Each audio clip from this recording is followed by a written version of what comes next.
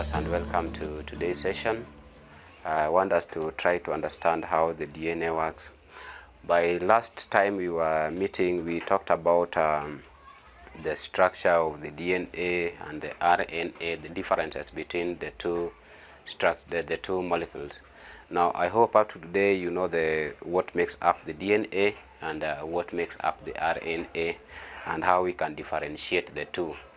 Now today, after looking at what the DNA is made up of, I want us to understand how the DNA works.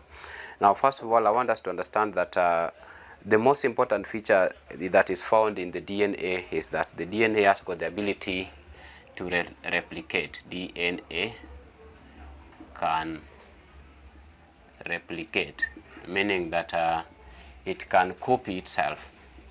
DNA can copy itself. This is a very important thing that will be helping us to see how it can do its work. It can copy itself. Then apart from copying itself, the DNA has got it carries a complex code. It has got a complex code. Now it is these codes that will be helping us in transferring the information. So these particular two features about the DNA help us to see how it can transfer, or it can pass its hereditary factor from one cell to another, or from one generation to the next. So this is one bit that we really want to try and understand how this one is going to work for us. Now we have got we want to uncover the mechanism of replication. So we can talk about the uncovering, and that is, we want to understand the mechanism of replication. How do this particular DNA replicate? Remember that the DNA is a double-stranded molecule which normally intertwine on one another. Those particular strands, they normally intertwine on one another, and then they store in the information. So we have got these particular people who are trying to unveil for us how the DNA molecule can work, it can replicate. So the first people who make an attempt to find out how they work, they came up with the theory. So these people were Watson is one of them that was trying to tell us how the DNA is going to replicate. And then we also have got his partner was Craig. So we have got this particular two people here that were trying to tell us how the DNA is going to replicate. So they have got some hypotheses that they were thinking that can help in understanding or how the DNA works. So one of them was called conservative replication. So they talk about conservative replication. Then there was also this hypothesis that they were having that the DNA can also replicate through what is called a semi-conservative replication. So these are the two hypotheses that they were having. Now, what normally help in what is these suggestions that they were having? Now, these particular suggestions just put up a theory that in the conservative, for example, we can talk about the conservative theory or replication. In this particular case, they were suggesting that this particular molecule of the DNA that we have like this, that is one helix, then there's also this one here, so it's a double helix. So this theory suggests that the DNA is able to produce an exact copy the way it is intertwined like that. It is able to have this particular model here showing that they can give an information that is exact copy like this the way it is without anything happening to it. So that is one theory that they were suggesting. Now in the semi-conservative, this is what they were suggesting. So we have got the conservative, that is what the theory they were having, then the semi-conservative replication. Now this is the hypothesis in this particular theory here. So if we have got the DNA molecule having this type of appearance, in this theory they were suggesting that the first thing that has to happen is that this particular strand here has to unzip. That is the first thing. It opens up so that we have got the molecule. It's open up like this. It opens up itself like this, like that. So the first of all, there is an opening up so that it can expose the chords that it is having, what we are calling a template. And then out of this template, another molecules will align itself so that it can copy the information that it is having here to a new DNA strand. So that is how this particular theory was being proposed, that it works.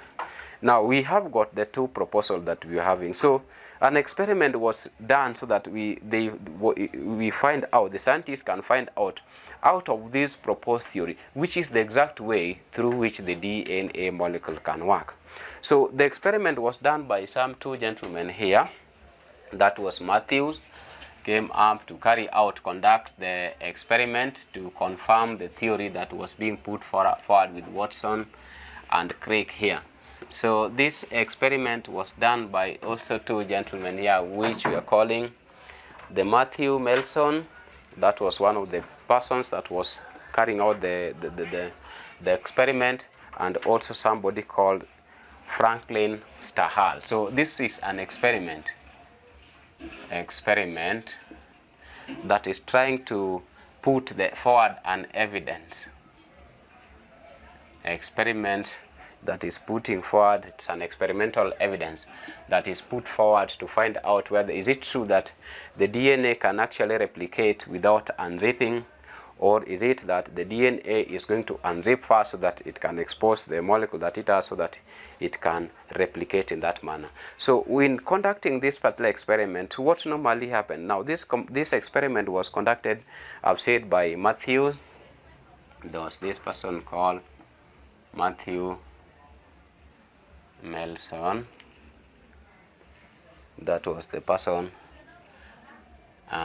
It's called Matthew. This individual is called Matthew Mesolson, and then his partner was called Franklin Stahal. These are the two individuals that conducted this particular experiment that was to put forward. This one was done in California Institute of Technology in the USA in the year 1950s. That is when the experiment was conducted, 1950s. Now, what is this experiment all about? Now, this particular individual, when you are carrying out experiment, there is that particular sample of the molecule that contains the DNA. So they were using the bacteria that is found in the gut. So this bacteria, they call it E. coli. This is the bacteria that is existing in the gut of individuals. So they picked up this particular bacteria and then they decided to grow it. So we have got the E. coli as a bacteria. This is what they were using to give us a confirmation that this particular DNA, is it replicating by conservative replication or semi-conservative. Now this particular bacteria were grown in a medium that contains nitrogen 15. So this nitrogen 15 could be gotten in ammonium chloride. So it's ammonium chloride with a nitrogen 15 molecule in it. So they were suggesting that the first thing that they were supposed to do is that they knew the characteristics of this particular nitrogen. First of all, it is heavy. This nitrogen is heavy as compared to nitrogen 14. So this one is a very heavy one.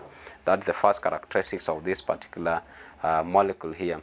So when they were having this particular isotope and then they were growing the bacteria in this particular medium here, so we know that this particular nitrogen can be used in the formation of the DNA, like we know that there's nitrogenous base in the DNA.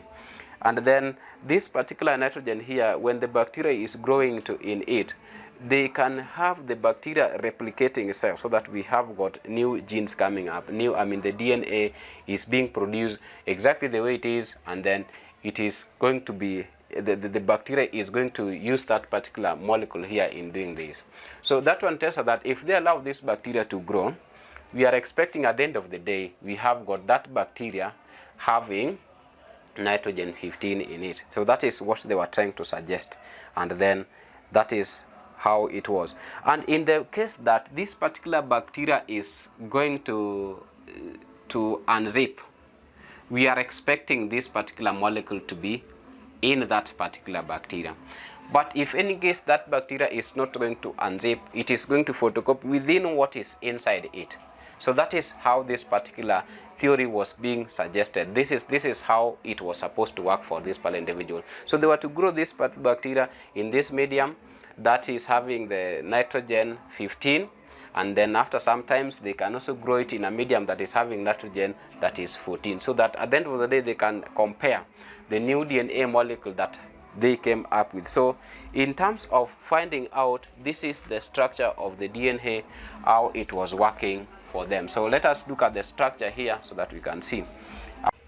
So if we look at this particular structure of what was expected to happen in the semi-conservative replication, we saw that at the beginning the DNA strand is like I've shown in the diagram here, and then we are using the nitrogen 15, which is the heavy one, from the ammonium chloride with the isotope of nitrogen 15 here. This is what we are looking at. So at the end of the day, what is our expectation? We are expecting that from the replication to occur, we are going to see that a halfway of the replication, we are going to expect to have a heavy DNA, because the nitrogen here is used in making the protein, and it's also used in the making of the DNA of the new cells, so that the information is passed. So that is what we are expecting to have happened at the end of the day if it was to continue replicating, so that it can be seen to be using this nitrogen as our control experiment in this particular case. Now if we bring in the nitrogen 14 half with the experiment, nitrogen 14 in the ammonium chloride 14 as this isotope, the light one, we are expecting that at the end of the day here, if it was to replicate like that, in that particular cycle here, we are expecting that if that replication continue, we are going to expect that a half of the DNA molecules is going to be having the light nitrogen waste, and a half one will be having the heavy one from the heavy metal. So this is what was expected if we were to use the semi-conservative replication. Now the same thing was done in the semi-conservation replication, so that we see what was to happen in this particular nitrogen. So in this we have got this is what we are using. We are having the control with light DNA. That is what we have here as our control, so that we monitor what is likely to happen. So if we allow this particular media to be in a light nitrogen, this is what we are expecting, that if the replication continue when it unzips, we are going to use the light nitrogen molecule that is indicated here when the replication is happening, that it unzips, it opens up, so that it allow the nucleotide, the new nucleotide, to be aligned to this particular code, and then the DNA is formed, which at the end of the day, if you follow it keenly, this is the strand of the light. So a half of it is becoming light, and then this is what we are having as the a half being heavy of it, and that is what we are also seeing in this particular way. So at the end of the day, we are going to see that a half of this particular molecules is having the light nitrogen in it, like we are seeing in the indication, and then the other one here is going to have what is having the heavy ones here. So every generation that is continuing, when there's unzipping and then there is that taking up of the nitrogen that we are using here from the medium to make the new proteins and the new DNA, we are expecting to see them appearing in the new DNA that we are having in the generation. So if we use the heavy one, this is what we are expecting to see, so that we have got a half of them having that particular nitrogen from the surrounding to make the new DNA. If you are using the light one, we are expecting them to have this. But in the halfway whereby we are using the light one and the heavy one here, at the generations that is to occur, we are going to have a mixture of those polar DNA, which we are referring to as a hybrid, because we have got that particular light nitrogen that is used in the halfway, and then we also have got the heavy one that is also being used in every strand as the process continue. So if halfway we mix them up, and then we continue and use the light one, we are expecting to have the light one and a hybrid being indicated. So that one really means, or it brings up to a conclusion that for the replication to occur, the DNA has to unzip itself so that it can expose the codes for the new nucleotides to be aligned to it, so that the new genes are formed to it. That is what the picture is giving us. So we are concluding that the way the DNA molecule is working is through the use of the semi-conservation replication method, whereby it is unzipping up so that it is having the codes being exposed. So maybe we can now look at it in the real situation, how those particular unzipping occur and how do they really pass the information to the generation, so that we can see how that's coding occurs. So maybe we can look at this diagram again, a new diagram, so that we can see how they actually unzip, what is involved, and how do they pass this particular generation in a DNA strand rather than using this particular. So I want us to have a look at how the DNA makes a copy of itself. So we have tried to explain in the semi-conservative replication how the molecules of the DNA is opening up itself so that it can allow for the making up of the new materials. Now I want us to carefully understand how this process can work for us. Now the first thing that is very important for us to realize is that this particular molecule has to undergo some processes so that it is in a position to be able to make the new molecules. So for this to happen, we are going to depend on, or it's going to depend on 3 enzymes. So the first enzyme that we are going to look at is called the enzyme helicase.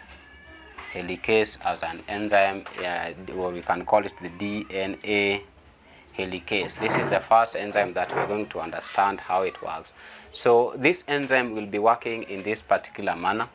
Like we know that when we look at the DNA strand, the first thing that we have to understand that we have got 2 strands. In one strand there are 3 molecules that are always there. We have got the phosphate molecule, you can see that, and the pentose sugar and the nitrogenous base. The same side of the strand also has got the same thing. So these things are jointed together at the hydrogen bond that is linking them together. That is what we have. So the first thing that has to happen that the DNA helicase is going to help us in achieving is it is going to unzip this particular DNA molecules to open it up. And that is exactly what you are seeing happening here. So we are unzipping it there. This strand is opening up and then the other one is opening up. This is purposely to really allow for the exposure of this particular DNA template strand that will be allowed for the replication of the molecule. So that is the first thing that's happened. So it is happening, is unzipping itself along the lines of the hydrogen bonds that is linking the nitrogenous bases. So that is what is really happening. So this particular act is brought about by the enzyme helicase, which is able to break that polar bond so that it can allow the molecules to open up and expose this particular strand like we are seeing. So this is like a strand being exposed, and then this are that, a strand that is being exposed. So there is a template. So this is a template which the molecules can be aligning itself on, so that there is that particular act of the copying. So that is the first molecule that we have, the first enzyme that we have. Then the next enzyme that we have here is called the DNA polymerase. We have got the DNA polymerase. This is the second enzyme that we want to talk about. Now, the first thing that we should really remember is that once this particular template has been opened here, they are exposed, we should be having a new linkage between the molecules so that it can be able to take up the materials that it's having from the surroundings so that the information can be passed. So the polymerase itself is actually allowing the molecules that are exposed along the hydrogen bonds to be lined up. It is catalyzing the lining up and the linking up of this particular nucleotide so that we can have this particular template here that has exposed its materials here is lined up with a new template that is picking up the information for the replication purposes.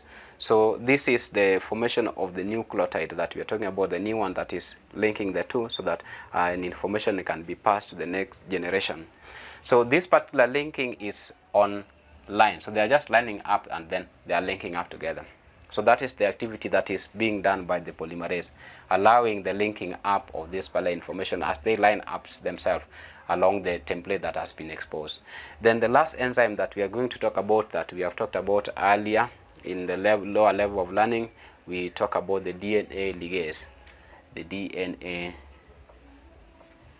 ligase. Now a ligase enzyme is acting as a glue, that is to bond up the material. So it is going to allow these particular nucleotides that are coming up to line in themselves, which was done by the polymerase. They can link up so that they can form a new pair of the DNA strand. So this linking up is going to bring us a formation of a new bond. That is the bond. It helps in the formation of phosphor. We call it phosphodiester bond.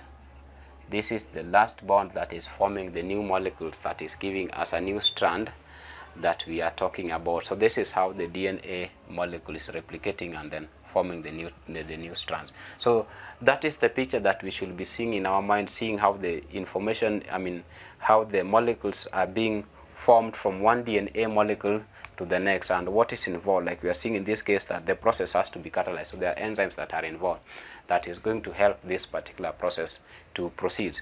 And we can see from what you are saying that this is a confirmation of why the semi-conservative replication method is the method that is used to explain how the DNA molecule replicates itself. Because we are seeing the first thing, there was the opening up of the DNA molecule, which is done by the enzyme DNA helicase, which is unzipping it. It's actually opening, it's breaking the bond that is existing between the molecules so that it can open up like we are seeing it there.